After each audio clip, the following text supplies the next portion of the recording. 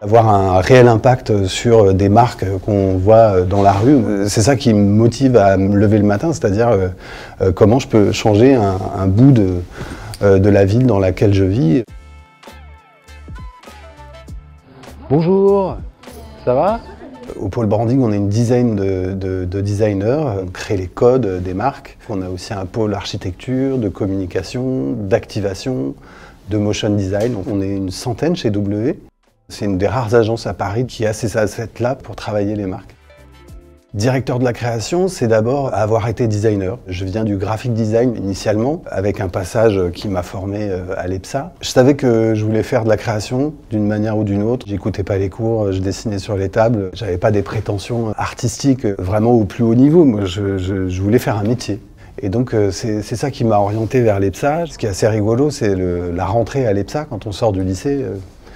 La liste des cours, c'est un peu différente, c'est-à-dire que d'un coup, il faut acheter des pinceaux, de la couleur, et là, on sent qu'on a basculé dans un autre univers et on comprend certaines choses, comment on crée un mood board pour donner une intention créative. Le travail de directeur artistique, il commence par là, d'analyser la concurrence, enfin, on commence à être dans le bain. La sélection qui est faite des élèves, elle est aussi intéressante à l'EPSA, c'est-à-dire qu'il y a des gens de tout horizon. Il y a des gens très forts en typo, en illus, des gens qui font carrière dans le tatouage après, des gens plutôt dans la musique, d'autres qui deviennent artistes carrément.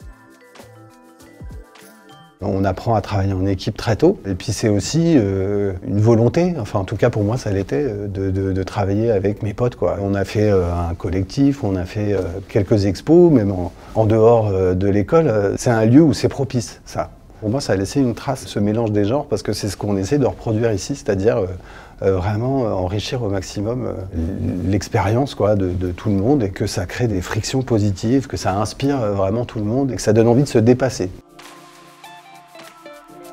Ce qui est clé, c'est le partage avec les autres, c'est la discussion, c'est réfléchir ensemble, c'est s'ouvrir les chakras. Ça fait 3 ans qu'on est avec les équipes mobilisées sur les Jeux de Paris 2024. On a traité quasi la totalité des sujets là-dessus, en passant par le look of the game, les pictogrammes des sports, la mascotte, la signalétique dans la ville. Et donc du coup, on a travaillé étroitement aussi avec la mairie de Paris. Ça a été l'occasion aussi d'avoir un regard particulier sur le diplôme de l'an dernier, puisque j'étais jury là-bas à l'EPSA, puisque le sujet était autour des JO, donc c'était hyper enrichissant. Vous voyez, là, des gens qui proposaient des parcours où ils connaissent déjà toute la chaîne digitale, et il y a une compréhension de ça qui est hyper forte aujourd'hui chez les jeunes étudiants et qu'on cherche, nous, dans les agences aujourd'hui.